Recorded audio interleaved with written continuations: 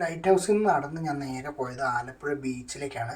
അവിടെ ചെന്ന് കയറുമ്പോൾ തന്നെ ഒരു ചായക്കട ഉണ്ടായിരുന്നു. അപ്പോൾ ആ ചായക്കടയിൽ നിന്ന് ഒരു ചായ കുടിക്കാൻ തീരുമാനിച്ചു. പിന്നെ ഉപ്പിലിട്ട മാങ്ങയും വാങ്ങി. ഈ പ്രായമായ അപ്പാപ്പനും പേരക്കുട്ടിയും കൂടെ കൂടിച്ചേർന്നിട്ടാണ് ഇവിടെ ഈ കട നടത്തിക്കൊണ്ടിരിക്കുന്നത്. പേരക്കുട്ടിക്ക് ഞാൻ വീഡിയോ എടുക്കുന്നതൊന്നും ഇഷ്ടപ്പെട്ടില്ല. വീഡിയോ ഓഫ് ചെയ്യുക, വ്ളോഗിങ് ഒന്നും താല്പര്യമില്ല എന്ന് പറഞ്ഞു.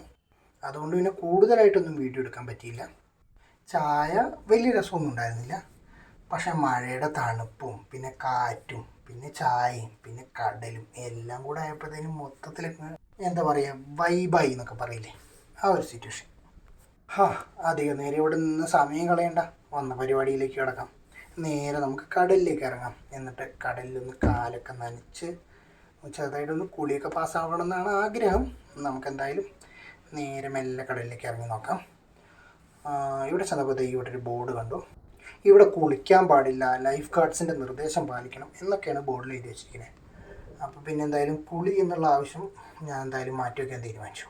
അവനവൻ്റെ ഉയിരിനെക്കാട്ടിലും വലുതല്ലല്ലോ കുളി.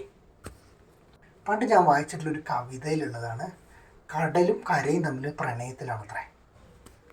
കടൽ എത്ര സ്നേഹത്തോടെയാണെന്നറിയോ കരയെ പുണരുന്നത്, പക്ഷെ കര തട്ടിമാറ്റും.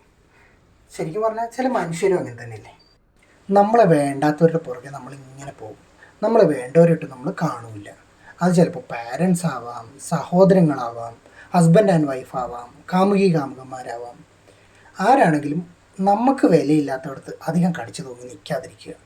ടോക്സിക് റിലേഷൻഷിപ്പുകളിൽ നിന്ന് ദൂരം പാലിക്കുക. നമുക്ക് ചുറ്റും ഒരുപാട് സന്തോഷങ്ങളുണ്ട്, അതിനെ കണ്ടെത്താൻ ശ്രമിക്കുക, അതിനെ എംബ്രേസ് ചെയ്യുക. പറഞ്ഞു ഫിലോസഫി ആയിപ്പോൾ അല്ലേ. സാരമില്ല, നമുക്ക് ആലപ്പുഴയിലോട്ട് തിരിച്ചു വരാം. ഈ കാണുന്നത് ഇന്ത്യൻ നേവിയുടെ ഒരു യുദ്ധക്കപ്പലാണ്. ഡിസ്പ്ലേക്ക് വേണ്ടി ഈ ബീച്ചിൽ വെച്ചിട്ടുള്ളതാണ്. പെട്ടെന്ന് മഴ കൂടി, സോ ഇനി അധികം ഇവിടെ നിൽക്കാൻ പറ്റില്ല. അപ്പോൾ അതുകൊണ്ട് വേഗം അടുത്തുള്ള പാലത്തിൻ്റെ താഴെ പോയി നിൽക്കാമെന്ന് വിചാരിച്ചു. കയ്യിൽ കുടയുണ്ട്, എന്നാലും കാറ്റും മഴയുള്ളതുകൊണ്ട് അധികം ബീച്ചിൻ്റെ അവിടെ നിൽക്കാൻ പറ്റില്ല. ഞാൻ പാലത്തിൻ്റെ താഴത്തേക്ക് വന്നു. ഇവിടെ പാലത്തിൻ്റെ തൂണിൽ ലഹരി വിരുദ്ധ ക്യാമ്പയിൻ്റെ ഭാഗമായിട്ട് പിക്ചറുകളൊക്കെ വരച്ചു വെച്ചിട്ടുണ്ട്.